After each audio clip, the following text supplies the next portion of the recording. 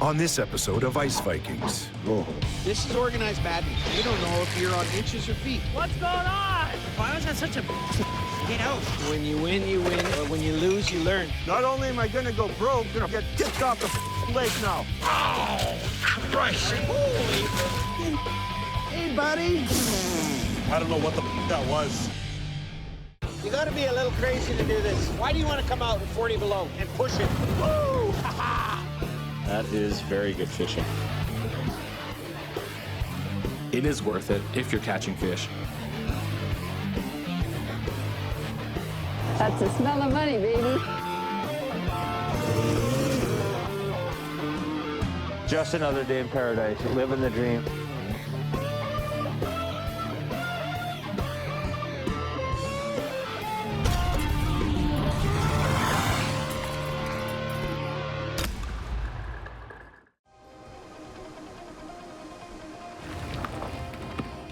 Mike Lenton and Justin Gerbrandt are in Hecla and are counting on the rebuilt Bombardier now more than ever before. The bomber broke last week, but we did a roadside fix, and time is running out fast. If anything goes wrong that I'm using today, then I'm just dead in the water. At this point, I just want the Bombardier not to break down anymore. I'm gonna take it real easy on the Bombardier. We'll see how it goes. That scared the out of me. What was that, a tire that blew or what? Rim. Man, it's not even funny. I blew a rim and tire. Are you kidding? Ah.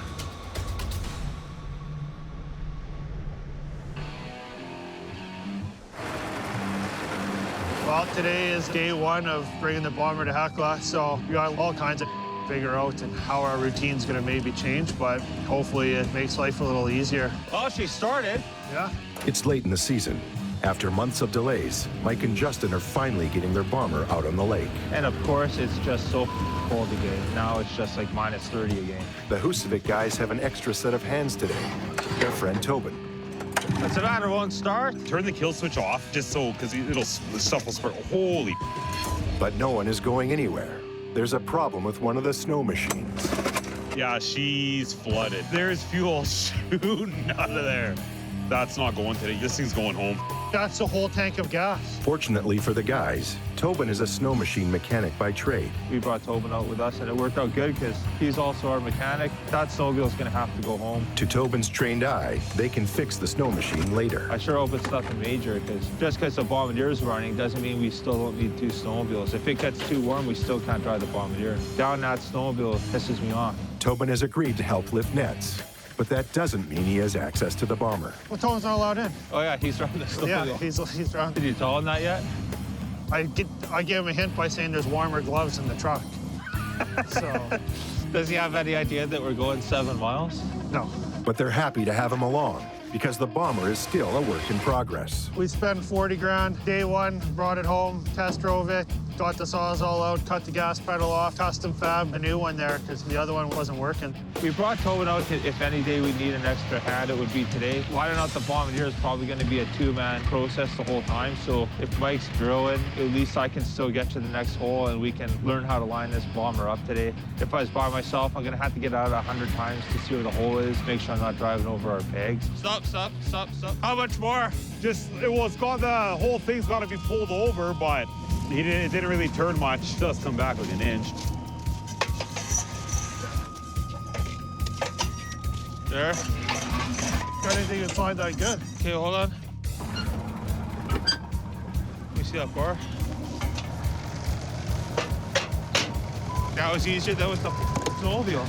Maybe the trick is we shouldn't have tried to do it all when it was frozen. Good as a Bombardier could run, I think. A little rough, but it was better than sledding. It was nice to watch Tobin beside me freezing his ass off. I didn't know I was signing up to drive the sled today. Well, Thought I was going to be sitting in the back of the bomber right by the stove, keeping warm. it's Tobin. Now Tobin faces his biggest test. It's time to lift nets. But will he be able to keep up with Mike and Justin? Is there fish in these nets? They're better. Or else you're not getting paid. If there is fish, you're not getting paid. Yeah, all of them. Squeeze, Tobin. You gotta squeeze. Yeah. Squeeze it! Like this. Here, I'll give you. This is like a demonstration. See? Yeah. Get the mesh out. Yeah, I was doing that. Squeeze. You got to grip. Squeeze. Not like you're shaking a woman's hand. You need to squeeze the Like fish. a little bit of this stuff.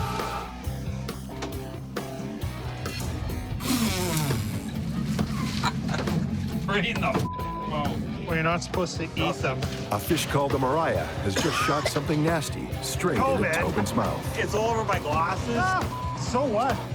It came right out of its oh my. Jesus Christ. Well, I got piss in my face or whatever the that was. A few miles away at the Christensen family compound. I let the boys take the lead today. I want them to be me. Now that they're venturing out on their own more and more, this is the kind of things that they're going to have to encounter more and more. But also, I'm worried about that ridge there, and they can use their gray matter to have a discussion on what they think is a safe way to approach it and cross it. This is your guys' thing. What do you mean? I mean, this is your learning thing. What are you talking about? Learning thing? Let's go look. Okay.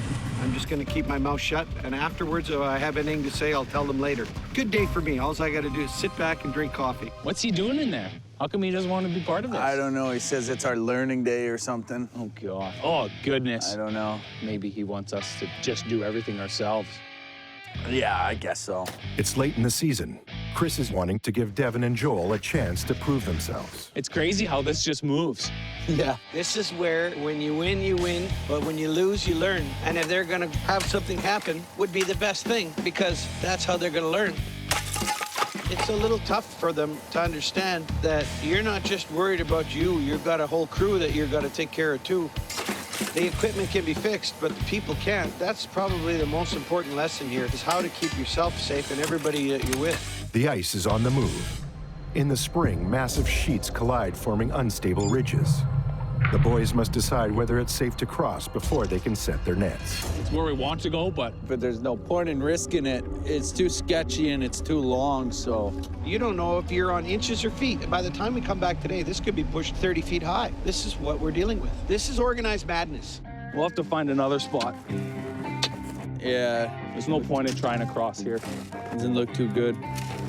It's enough to walk. As long as I can walk and talk and breathe, I'm going to show them whatever I can so that they can do that. Devin and Joel find a safe place to cross the ice ridge.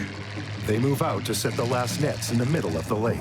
I was looking on the bottom to see if it was starting to candle, because it'll go from the bottom. It's just the temperature of the water. It's just going to go from the bottom first. Chris has found worrying evidence that the ice is starting to decay and take on water.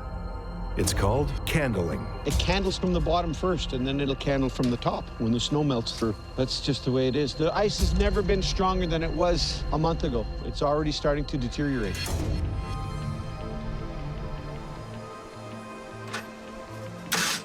Good. You want to accelerate the gas, Mike, on the truck? Meanwhile, at Moonlight Bay, an overnight low of minus 20 degrees Celsius has turned into a frustrating morning for Richard Bjarnason and his son Mike. Step on the gas for a while, see if, I guess we might have to resort to the other machine. Doesn't sound the best. No. The bomber has a history of not wanting to start. Now it's been sitting in the deep freeze all night. Ooh. Don't like that. She's not gonna crank over. You have to be plugged in. Otherwise, I guess I should have came yesterday and put some insulation around the motor. And, but I didn't think. I thought, Christ, it's going to be fairly warm, and still didn't go. What you'll have to do, Mike, you want to run and get the auger, and we'll have to... A caboose? Yeah. The guys need to lift 8 nets today that are already set under the ice. They'll have to use their snowmobile to tow the caboose, and a smaller ice auger when they get there.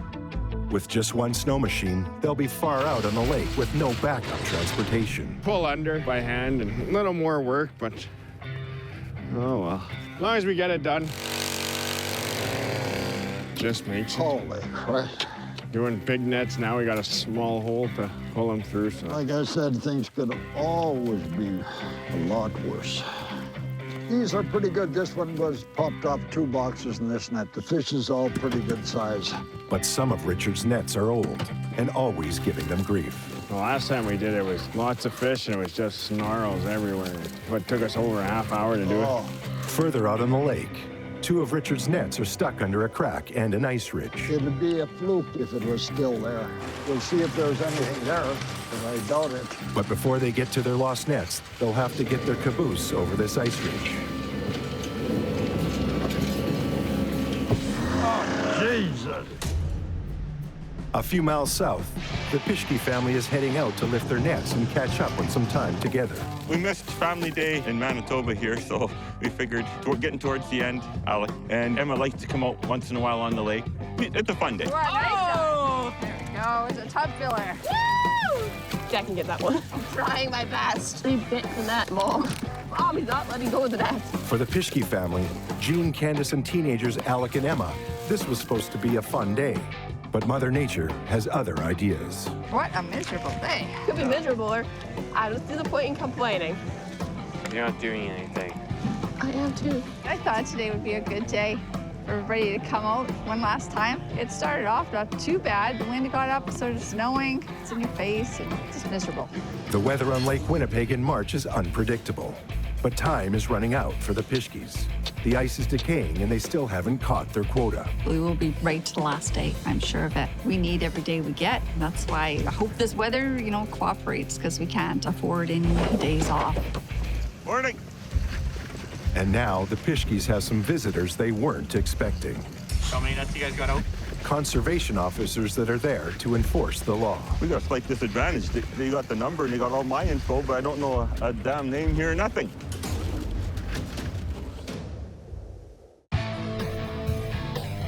Back in Hecla, You okay there, Tube Steak? That was disgusting.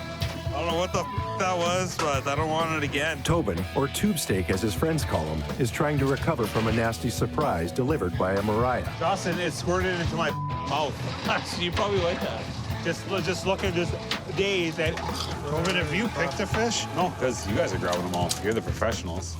Oh, Mike, where the is the Pickrel gone? I know. We need more volume here for Tube Steak. This is bull.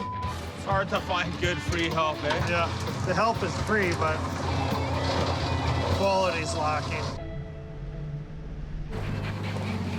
Chris Christensen's crew is setting their last nets of the season. The pressure's on to catch their quota before the big melt. I guess this will be the last of the setting for this year. Yeah, eh? I would believe so. Pretty late. I mean, something's going to have to change quite drastically to have to put any more nets in after this. This may be Chris's last chance to give Devin and Joel some training. The lake is huge, more than 30 kilometers across and 400 kilometers long. Knowing where you are and knowing how to get home in bad weather is a life and death skill. I can look in both directions. I can't even see anybody. All I'm doing is looking. I can't even hear anything. When I'm on my own completely someday, I gotta really take in all these little things, like you gotta have a feel for everything. Devin worries that as the junior member of the team, his dad just doesn't let him get the experience that he needs. You don't really trust us with as much. And then it's either that or you don't fully disclose everything, or you're just doing something for like 5 years in a row, and then you're like, well, you got to learn this or learn that. Well, it's like, well, if you don't let us do that thing, then it's going to take a little bit of time to get accustomed to it. You pick things up, you just see and you learn. Well, it's just like hooking the net up. If you don't do that all the time, then you could be like, well, what the hell? I used to be able to hook this thing up all the time, and then Well, that's. And the other guy hooks it up all the time, and they're like, forgot how to hook it up.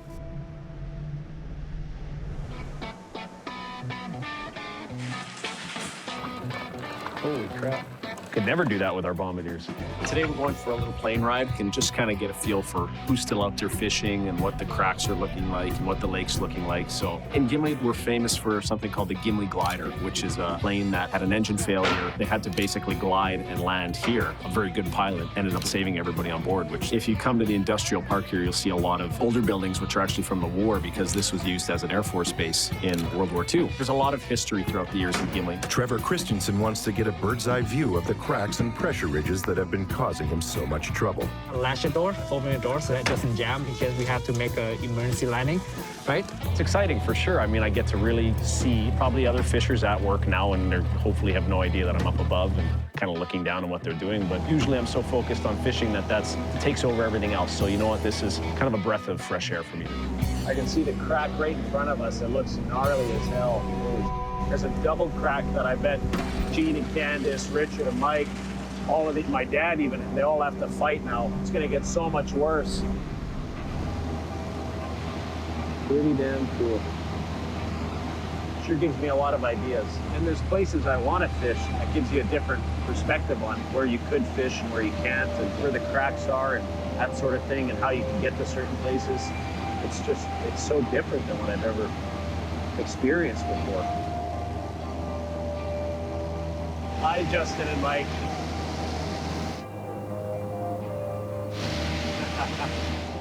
This looks like a big white desert from up here, you know? So cool. From here, the scale of Lake Winnipeg is visible. It's the 10th largest lake in the world. That's the other side of the lake there.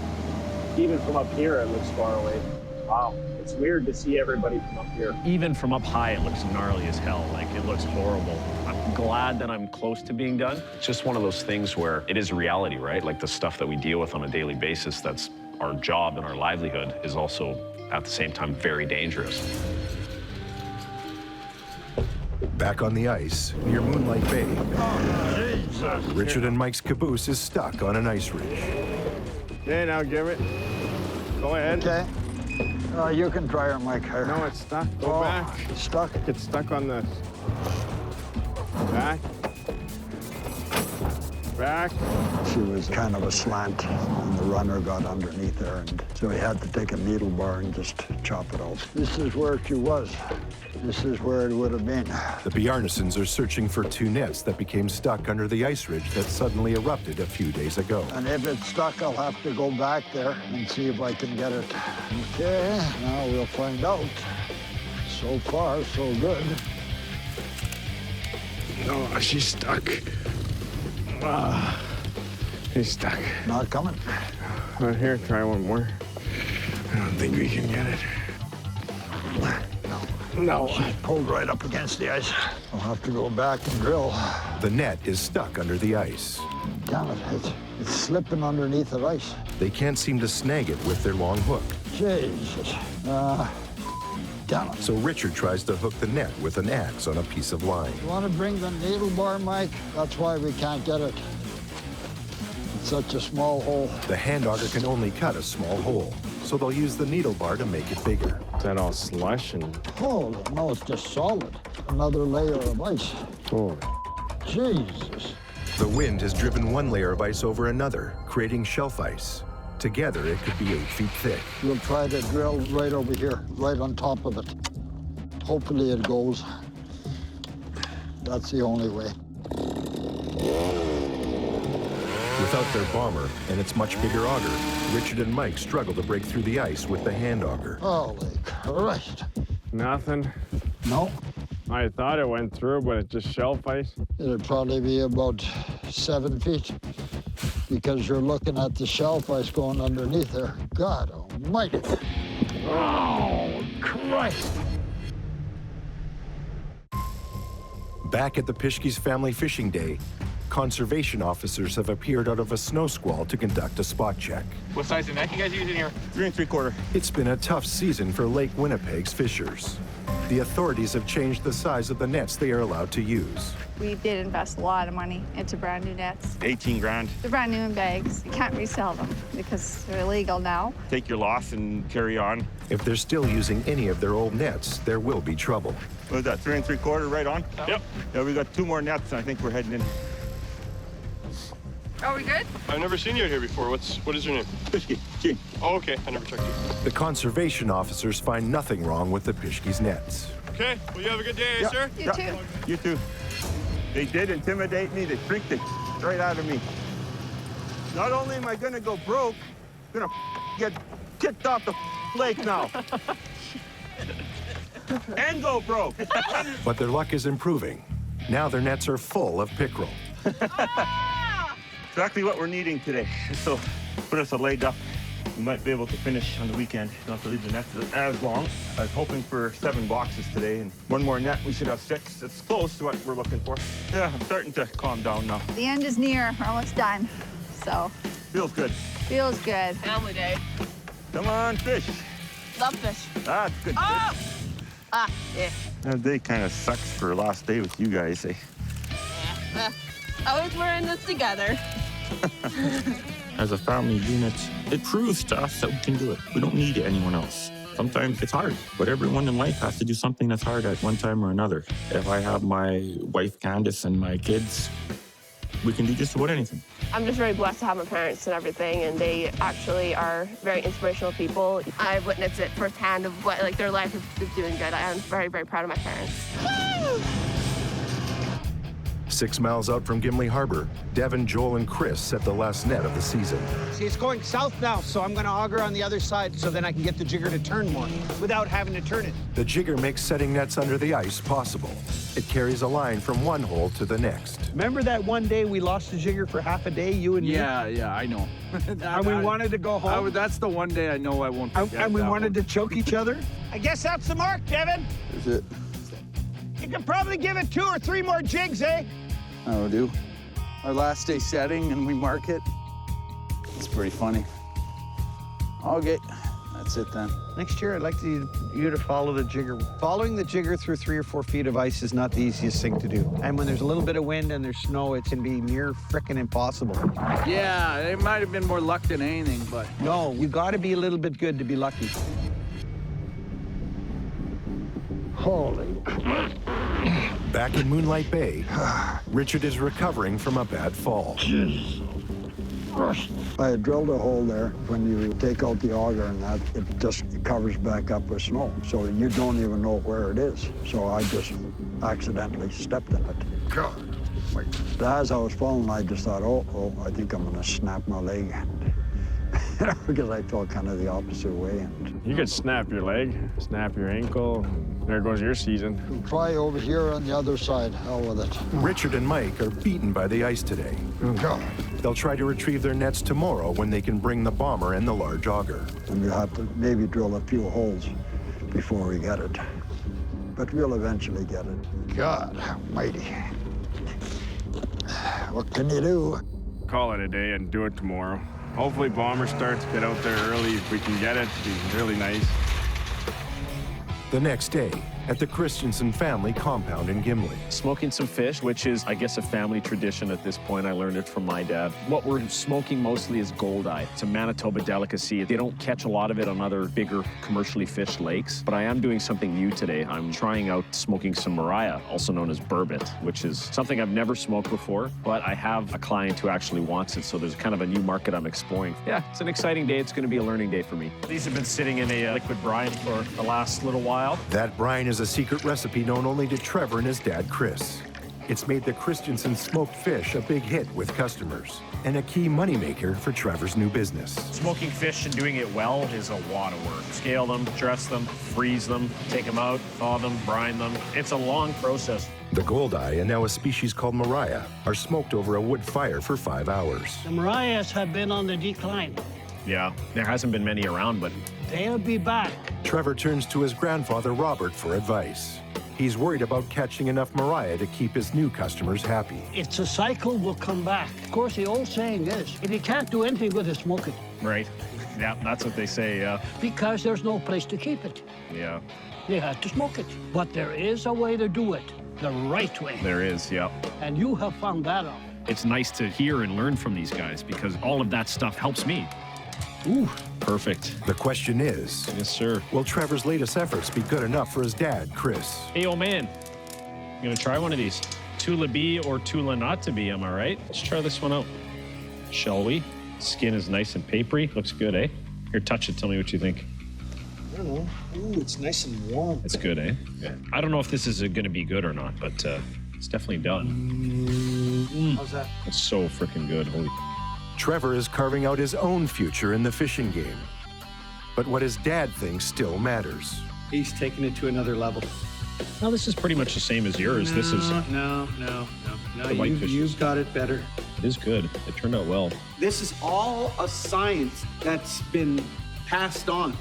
The proudest thing about a person who can show someone how to smoke fish is for them to show you how to smoke it better. Only two people who know really the full process of this cold eye is me and you. He's got a lot of weight to carry with all this. He sure's carrying it well. Look at that. He does such a great job with it. Couldn't be prouder. It is kind of ingrained in me. It's such a pure traditional practice. Just something about it kind of, I don't know, makes you feel like you're so alive, you know? It's not minus 30, but it's minus 20 without the wind. With the wind, it's got a little bite in it, so it's not fun. It's a colder than usual March morning as Joel, Devin, and Jeff head out onto the lake. The lake is different. It'll change 20 degrees sometimes from the time we leave in the morning till the time we go home in the afternoon. That's Lake Winnipeg. Today, Chris Christensen's training scheme continues. He split his team. Me, Joel, and Jeff are down south here, and my dad, Josh, and Jordan, they're up north. We got two different crews going at once. Max efficiency, you know? It's already heating up. Who knows what's gonna happen when it gets hotter out here later. Probably gonna separate. Their first challenge will be this big crack. We can't come this way just because this ledge here is about a foot drop, so we'll find a different spot coming back home.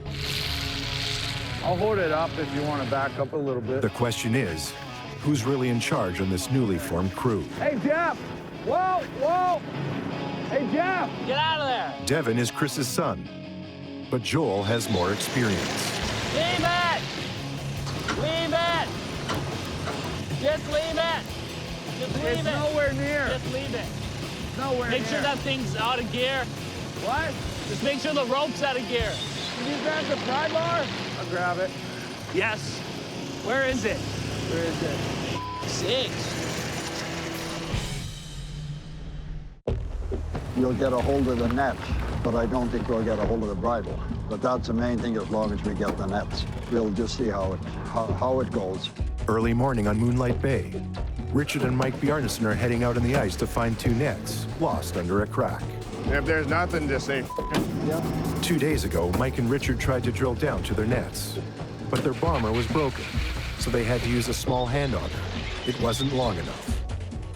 see if we can get through or what. We'll be able to get through here. Oh, okay. Now they're hoping the big auger on the bomber can do the job. Yeah, that was nice.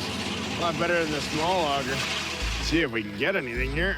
Meanwhile, Richard isn't taking any chances with the bomber. Pretty well have to keep the bomber running, just in case. It should be here, yeah. Nothing? Doesn't seem like it, no. They're not having any luck hooking the net. We'll see here if it's lined up. This is where it was. This is where we dug. More. Right there. Whoa, whoa. Touch back. Make sure she's in park. Yeah, I already checked it. Now the guys try their luck with a hammer tied to a line. Just not gonna get it. Oh, Jesus. Nothing. Nothing there. God. Back in Husavik Bay, Like every second of my life, it's rushed. I had Tobin coming at lunch to fix that snowmobile that's been sitting on the trailer for a week, so I'm literally scrambling. they've asked their friend Tobin for help and about something else. Now we'll have to ask Tobin about his little fish incident there. Oh, with the Mariah? Yeah. The old pissy bowl? Yeah. I got piss in my face. I have to bug him forever now. Every time he's around, see, oh, does it smell like Mariah in here? But how many Mariah jokes can they get away with today? Tobin is a professional snowmobile technician, and they need his help badly. This is where the magic happens here. The head cat tech. Yeah. You fix this, and then we think about your day on the lake on Monday, and then we'll come up with a wage. Yeah. Give me a shot, then see you later. Make me go farther ahead next time. Yeah, that's a good idea. Meanwhile, out in the middle of the lake, Chris Christensen's crew has worked out who's in charge. It's Joel. 2 captains on the lake. It's kind of sometimes you butt heads, so it happens. It's all good, though. No one's going to lose any teeth today. Me or Devin. What happened? This pipe's got to go across here. Okay, yeah, I know. I was thinking that last time. I should have had a pipe Do you there. understand how that works? Yeah, just kick it right here and put it on the line underneath it. Put it underneath the line. Over the hole. Oh, okay, and then have the line go over it. Okay. Hired hand Jeff is at the bottom of the pecking order. The line is getting caught on the ice underneath, preventing me back there to help them set the net back underneath the ice properly. So this pipe will help prevent all that buster in the back, make it better lifting. Inside the caboose, the cold is causing other problems. I think the cork's getting caught in the hole.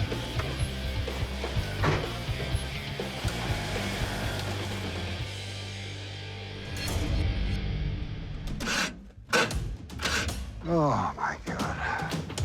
No, it just completely killed her. Oh, you didn't say anything. I didn't know. Yeah, I know. That's what I was saying. Jesus. Once he gets going, it won't. Back at the crack, Richard has forgotten to tell Mike to leave the bomber running. Oh, Jesus. Now it won't start. Jesus Christ. Mike has spotted a friend, Tom Borsa, working nearby. He might be able to help with the bomber. Richard and Mike had a little breakdown this morning, so Code of the Lake is always come and help your guys out, right? So always help your fellow fishermen. It's just kind of a fisherman's code. He's gonna give us a boost and see if we can get it going, and otherwise I think we're probably gonna be towing it. Let's hope. The quick pick. Okay. Good. Yeah, it should be lots of them. Okay, at least it's warm up.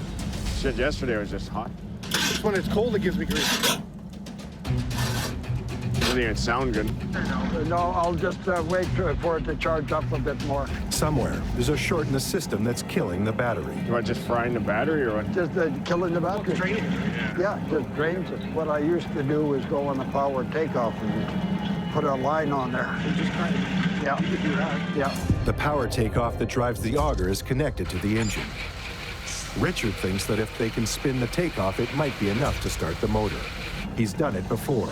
It's just like cranking up the old cars, pretty well the same principle, just to get the motor turned over. Okay, and there. No, that's not going. Damn it. Why the hell wouldn't she? What the hell's going on? It has worked before, but it doesn't work now. It's all the slipping. I don't know why she doesn't pull. Oh. No, it won't even budge. Yeah, I can't even budge it. No. No. Oh, geez. Work on the snow machine continues in Justin's garage. Oh. There it is. Oh, is that all gas? That's all gas. Inside the airbox? Yeah, you want me to spill it on your floor? Oh, gas, get that out of here. The engine has pumped gas everywhere.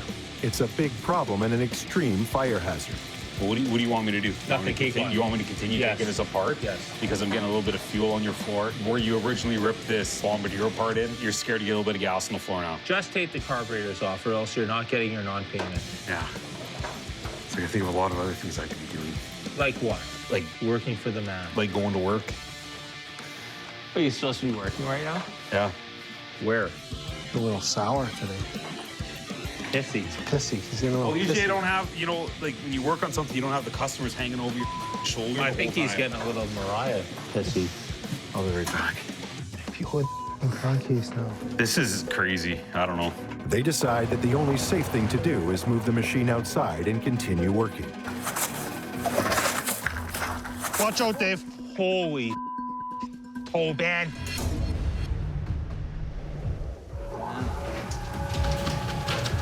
So you got something I can get the ice off of this with? Not on me. Maybe I'll grab that. I'll grab the hammer. Joel and Devin are having a problem with ice forming on their gear. The roller on the inside that the fish slide up on just rose up like crazy. So it kept ripping all the web and everything. It's not fun, so figure I'd smash that ice off.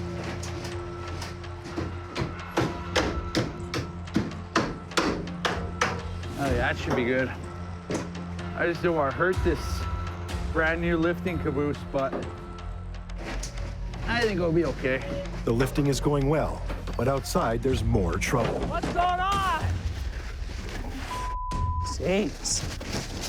Why was that such a get out? Don't understand what you mean. When I was pulling that line up, it kept getting caught on something. It's still caught.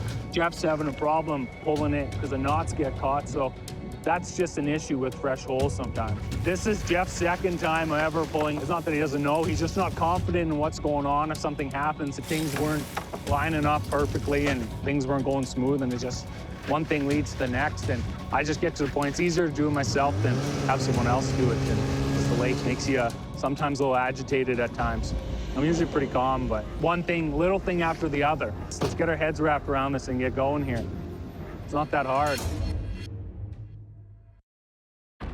I wonder if we pull her back, maybe. I wonder if it might click over. Richard, Mike, and Tom make one final try to get the bomber to start. They'll tow it backwards, then forwards. She ain't gonna go. Might just have to leave it here or tow it in. Great. Jesus. Just should have known not to turn it up, but I thought it was running pretty good, but I forgot to tell you. He seems pretty cool right now, but maybe when we get into shore, he'll be having his Jesus Christ moment. Right. Back in Husavik, gas has filled the entire exhaust system of the snow machine. How much fuel do you think's caught in that exhaust pipe? Oh, there's going to be a lot. We'll dump it over there in their yard. Now I think we should wear some gloves. Oh, it's just gas. Now Tobin needs surgical gloves. Well, it's rusty. Tobin, It's rusty. now you need surgical gloves. Me. How the is that possible? I've never seen this. It's like there's just like a magical gas. How didn't the thing just literally explode? Well, you're still gonna have to keep roping that over to clean her out, because now she's gonna spit out the front too. According to Tobin, there's only one solution. Pull the start cord and turn the engine over until all the gas is pumped out. Look at that. I don't build the things, Justin. Holy, that looks... Buy a Polaris. How much money do you think we make? Enough to waste fuel like this, I guess. So you're working for free until 4:45. Tobin uses compressed air to dry the engine. Afterwards, they'll try to put it back together and see if it runs. Stefano, I've never seen it this bad before. I don't know what to tell you. It doesn't make sense what's happening. And I've never seen one flood out like this. Like, this was extremely flooded. I was asking, you sure you didn't sink this thing? But you could smell the fuel shooting out of that engine. I don't even know what happened with it. Put it together and let's try to start it, and then let it sit. And then tomorrow morning when I try to start it and it's the same thing, I'm gonna phone you, drag you down here, put you in my hockey net, and slap shot every hockey puck that I own against you. Well, my phone's dead. So like what, 5 liters of fuel went into the crankcase? At least, well, there was 3 liters in the exhaust pipe. I think we reassemble out here so that if it does catch on fire, it's not in your garage. I could kind of get where Tolan's coming from when he's never seen this, because we've been snowmobiling for 25 years. I've never seen something like this either. As you can see, it is melting big time right now. If it continues to do this all weekend, which it's supposed to be even milder than this, we're not going to be able to take that bombardier out there, and we're going to need this snowmobile game.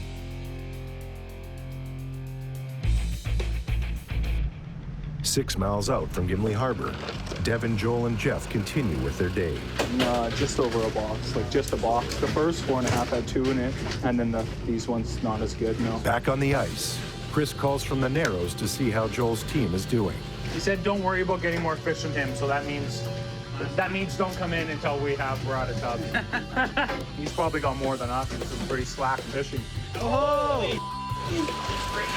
That's a big one. Can we bring him in for show and tell, Joel? I don't want anything to do with him. Winter fishing requires skill and experience, but you also need some luck. There's my buddy. Hey, buddy. That's a nice fish right there. I'm gonna try to see if he wants to get out of here. Devin decides to give this big carp back to the gods of the lake.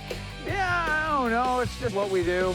When they're that big, you just want to put them back in the water, too. See if you see them again. Want to get out of there, buddy? See him in the next net, maybe. It's been a challenging day, but returning the trophy-sized carp to the lake seems to be working in their favor. Done? Okay, this is last net. Sit, last one. We can go home. We had our fair share of trials today, just a little bit of irritants here and there, but that happens sometimes. We made it through, and we're all going home with our fingers, so I'm happy.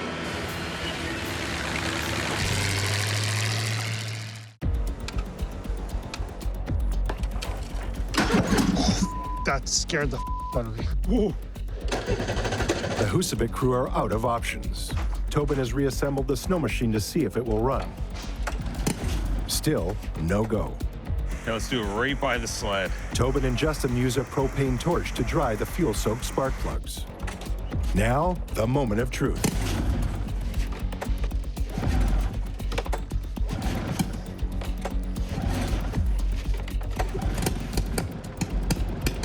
Oh, look at that fuel.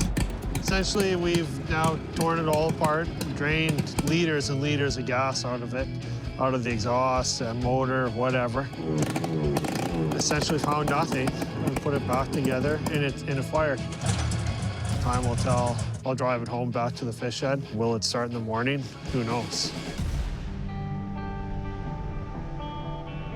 The Christensen family makes a special trip onto the ice to say farewell to a friend. Ron, in his last years, lived just 2 miles down the road from my place, south of Gimli. But we all remember Ron from Grindstone, and his last wish was to bring him back to where he remembers his friends of old and new. So I'm gonna fulfill my old friend's wish and bring him home.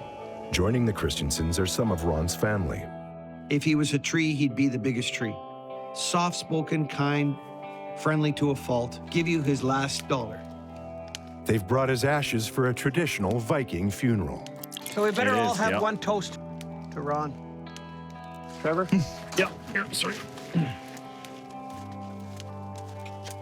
That's for me, thank you. Come together, guys. Sure.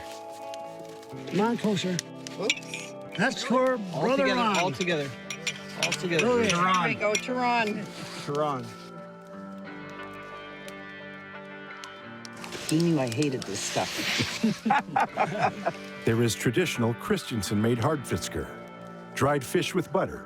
It's not for everyone. Do you know that there was Icelanders who would crawl on their bellies over glass to get that? I see it hanging in, on people's clotheslines and the flies all over it. I'm sorry. Yeah, that's just protein. I'm 87 years old, and I figured to make another 40, and this is what's in my blood system. Icelandic hardfish. Our family wouldn't have met Ron if it wasn't for fishing. I've known him since I was a kid. The first time I saw him, he was this big, imposing figure cutting fish for my grandpa on the whitefish boat. I remember looking up at him and being scared of him. But, as I got to know him as the years passed by, he was a very sweet guy. Okay, so just maybe get a minute for Ron. Sunset and evening star, and one clear call for me. And may there be no moaning of the bar as I put out to sea. So would me. So mote it be. It kind of speaks to how fishing is such a way of life. It involves a lot of people, and it's important to a lot of people in their lives. And when we go, we just leave that fire burn here until it's gone. It burns out, yeah. That sounds good to me. I can't think of a better way to wander around.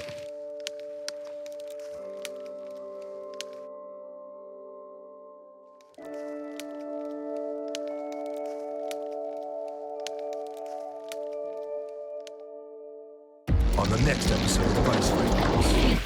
Oh, jeez. Man, it's not even funny. I blew a rim and tire. We got a problem. Come over here. I'm not even counting. This ain't good. That's a piece waiting to break.